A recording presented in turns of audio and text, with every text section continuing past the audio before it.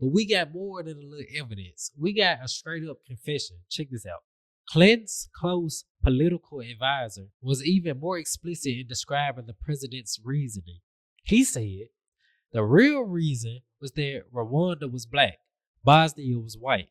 European atrocities mattered more than African atrocities, not to Clinton himself, but to the media, which covered the deaths in Yugoslavia, but devoted considerably less attention to the genocide in Africa.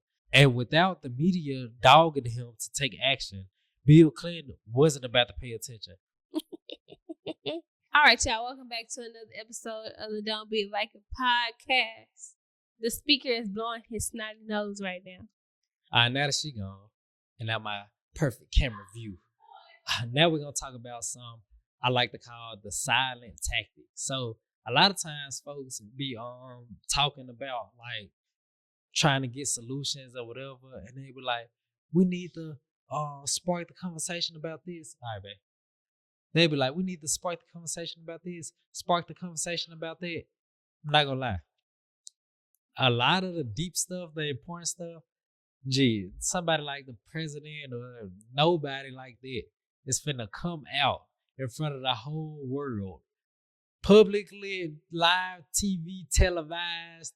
I don't even know if I'm supposed to say it like that. But you get what I'm saying.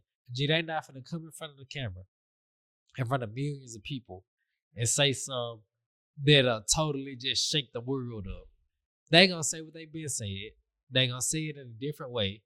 They gonna try to revise it, make it sound more politically correct. But they not gonna talk about the huge, big problems. And in this, we'll be able to peel the layers back and see why. For one, I don't even want to say it. I don't even want to get into it. Because I want to read the evidence first. I don't want to get ahead of myself, then read the evidence and just repeat the same thing. So today, we're going to get this knowledge from a book by Dr. Wesley Muhammad called The Destruction of Black Masculinity. Let's get into this silent tactic, why don't we? On April 22, 1993, Bill Clinton stood before an audience at the U.S. Holocaust Museum and declared that the U.S. must never permit such an act of genocide as occurred in Germany to ever occur again. Almost exactly a year later, on April 7, 1994, one of the 20th century's gravest crimes against humanity began in the Central African nation of Rwanda. But contrary to his public declaration, President Clinton not only remained coldly silent in the face of one of the worst genocides in modern history, his administration actively, courageously, and successfully thwarted all UN, United Nations, efforts to intervene. As a result, over a course of 100 days, 800,000, mainly Tutsi Rwandans, were ethnically cleansed by machete-wielding Hutu Rwandans. Samantha Power, in her 3-year, 51-page investigation, notes, as the terror in Rwanda had unfolded, Clinton had shown virtually no interest in stopping the genocide, and his administration has stood by as the death toll rose into the hundreds of thousands. The U.S. government knew enough about the genocide early on to save lives, but passed plenty of opportunities to intervene.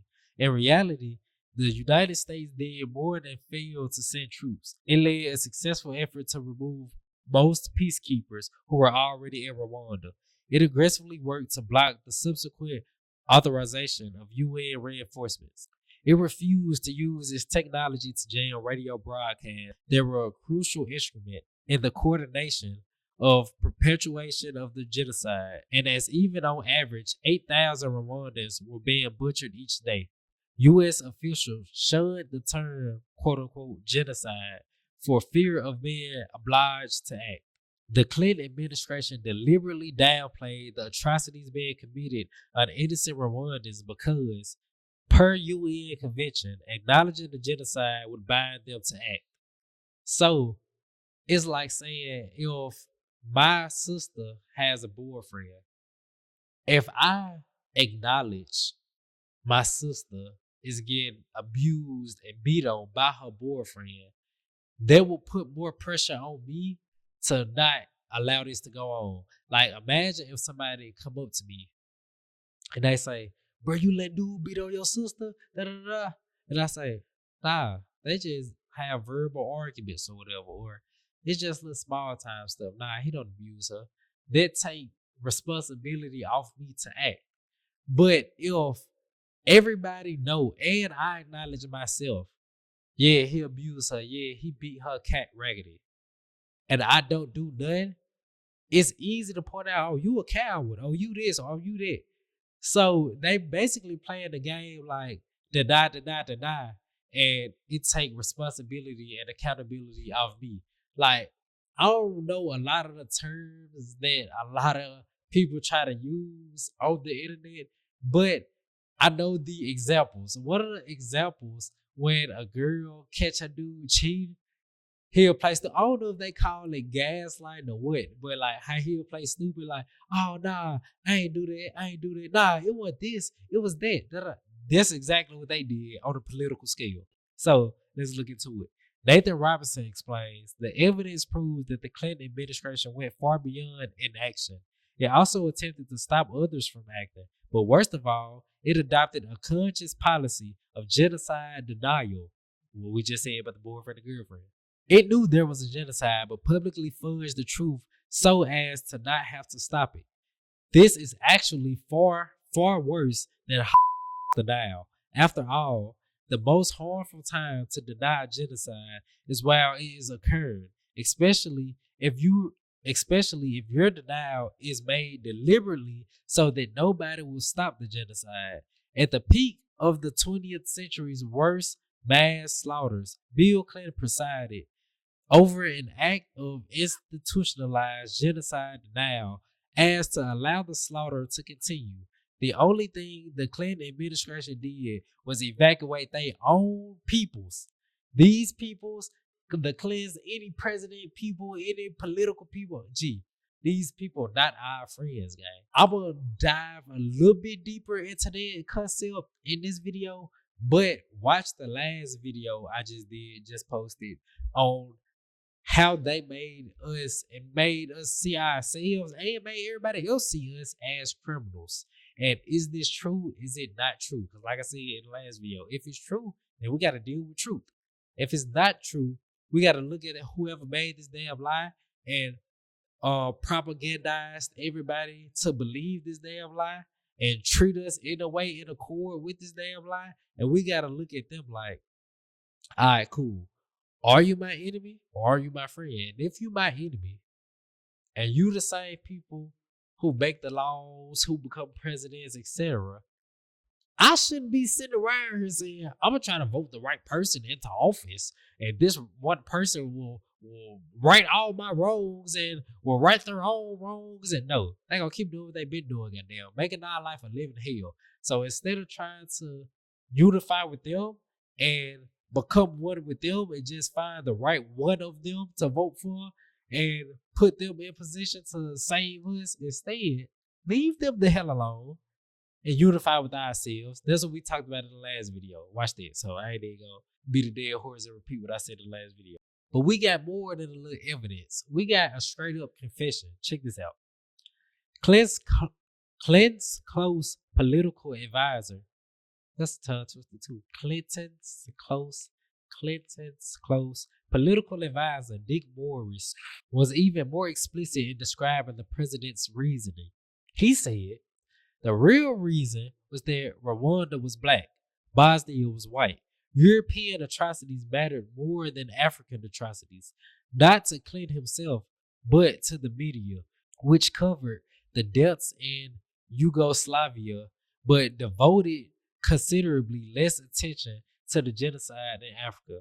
And without the media dogging him to take action, Bill Clinton wasn't about to pay attention. So they saying if a genocide or atrocity going on here with other white folks, we'll intervene in that. We'll pay that attention. If atrocities and genocides going on, I wonder, can I say genocide on YouTube? I probably got to bleep that out. But if genocides and atrocities going on over here with black folks, we ain't gonna pay that attention. We don't give a damn. Came from Clinton right hand man himself. Samantha Power reported that one U.S. official inked his frustration with the bureaucratic obstructionism in a journal saying, "We are an assistance program that prefers whites to blacks." If you are able to take in this information and still say, "Yeah, we still gonna vote and they gonna solve all our problems," cool. Like I'm not gonna tell you what to do and what not to do. Actually, I would say, don't think I have a problem with voting itself. I have a problem with voting on what side of the same coin you want to represent you. If it was two completely different coins that stood for two completely different things, I'm not gonna lie. But let's vote, let's put our opinion in. To say I want this slave master over this slave master, it's stupid. A wise person, a person who really wants freedom, would say, to hell with all the slave masters. I will figure this out on my own. Or not on my own individually, but with my own people, unify amongst ourselves. You see what I'm saying? So, if it was actually a difference in who we vote for, I'd be all for it. I ain't gonna lie. If my great, and that be the greats, we was probably damn still in slavery or whatever. But you get the point.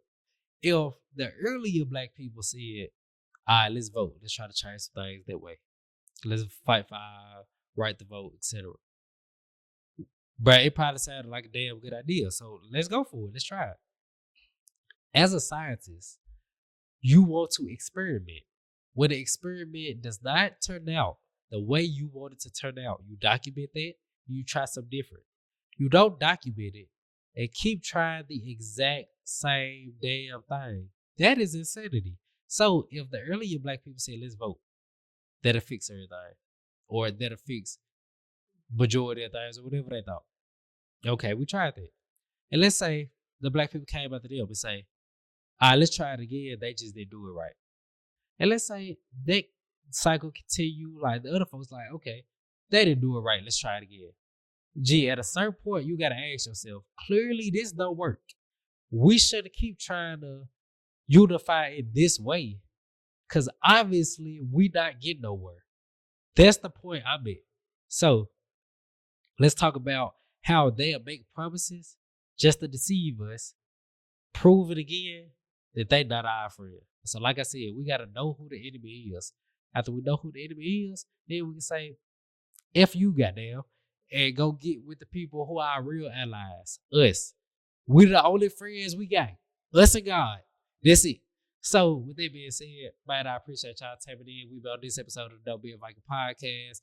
I'll holler at y'all in the next episode. Get a wee bit, like, comment, subscribe. Yes, sir, Skate.